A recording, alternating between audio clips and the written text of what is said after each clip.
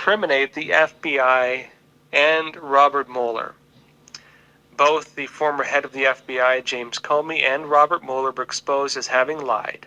And this is pretty serious because depending on how you frame the nature of the Trump-Russia investigations, this could be anything from them just lying on record to them knowingly colluding.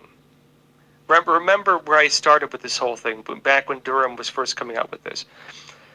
Knowingly colluding in an attempt to remove a sitting president from office after having used the same scandal to interfere in an American election. What they did could constitute conspiracy. Conspiracy which would result in an attempted coup, depending on how you frame it. And why do I say that? Remember when Durham first began, revealing some of his policies, when he made his first indictments. If you remember my analysis at that time, I'll restate some of it. There was something very peculiar about John Durham's first indictments, which is this. John Durham laid out much more evidence than he needed to in order to make his initial indictment. John Durham included in the document the structure, the skeleton structure of what you could call criminal conspiracy. Criminal conspiracy to interfere with an election through using the Trump-Russiagate scandal, and then to attempt to undermine and even attempt to remove a sitting president from office using the same scandal. The new evidence that's coming out demonstrates one of the key questions that I had at that time, which is the challenge with creating a conspiracy charge. And I don't mean like aliens conspiracy. I mean criminal conspiracy.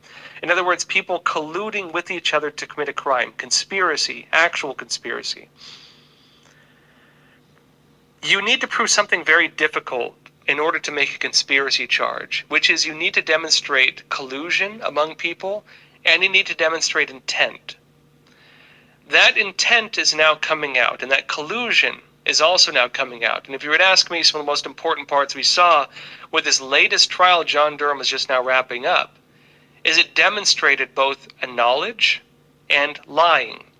And also that these individuals were alerted of what was taking place, meaning they knew it happened, meaning they knowingly lied, and meaning as well that they were very much aware of what was really happening and of the truth which they were going against and using politically.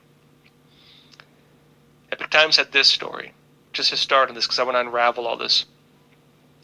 They said FBI paid Steele dossier source $220,000 for 3 years of informant work.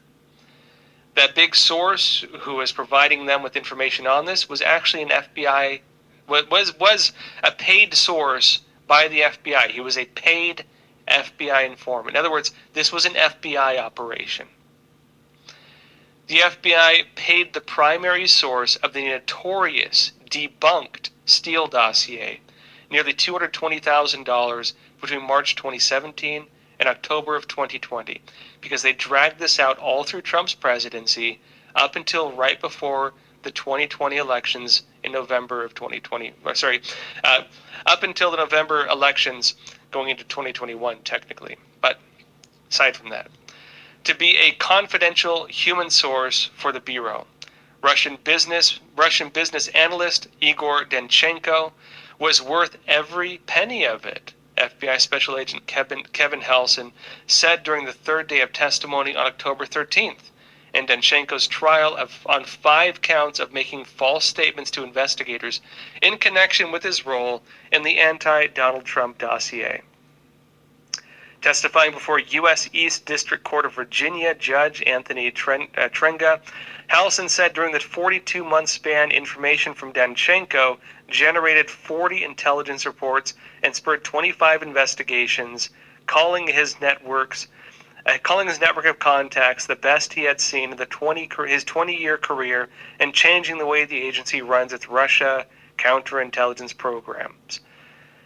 And it says, when then Attorney General William Barr in July 2020 released a redacted transcript of Danchenko's 3-day interview with agents in January of 2017, when he allegedly made the false statements, he became a target because of the political environment and potentially exposed potentially exposed to Russian operatives, Halson said. Outed and embroiled in high-profile political drama during the summer of 2020, Danchenko could no longer function effectively. The agency closed his confidential human source status, Halson said, meaning he had also lost a significant component of his income. The important part with this is one of the key figures involved with framing this disinformation effort. Remember that the Clinton campaign and the Democratic National Committee paid Fusion GPS to go through a medium, Christopher Steele, a former British spy, to talk to Russian assets, information from which he never verified, to provide him the evidence and information, which was all debunked since then, of the whole Trump-Russia scandal. One of the sources in that was Danchenko, and Danchenko, interestingly, was being paid by the FBI. Of course, the payments came afterwards. They brought him out afterwards, and part of that, based on what we're seeing right now, could have been to make it so he could not be investigated, to protect him from investigations, and make it so this entire machine they had built could function and run and try to undermine Trump's presidency all through his whole term in office. In addition to this, folks, people were lying about info that got into the dossier, as I mentioned, and this was done through Danchenko. Epoch Times says this: Clinton associate testifies he lied about claim that made its way into the dossier. In other words, he has now admitted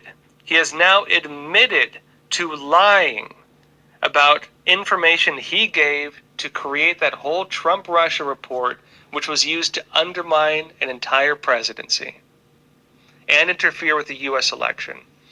If you want to talk about Russian disinformation interfering with an American election, point to the Russian agent hired by the FBI who said on record that he provided Russian disinformation to undermine Trump. Because that's what this shows. It says longtime associate of the Clinton family admitted under oath on October 13th that he lied when he spoke to a Republican friend about GOP drama. He said, "I lied. I got it off cable news." This is another individual, Charles Dolan, the associate who testified during Igor Danchenko's criminal trial in the U.S. Court of Virginia. Dolan provided information to Danchenko, a key source for the anti-Donald Trump dossier that Hillary Clinton helped fund. On October 20th, 2016, it says further in, Dolan mentioned Danchenko, relaying what he portrayed as inside information about the Trump campaign officials, Corey Lewandowski and Paul Manafort. He said, "I had a drink with a GOP friend of mine who knows some of the players and got some of what is in this article, which provides even more detail.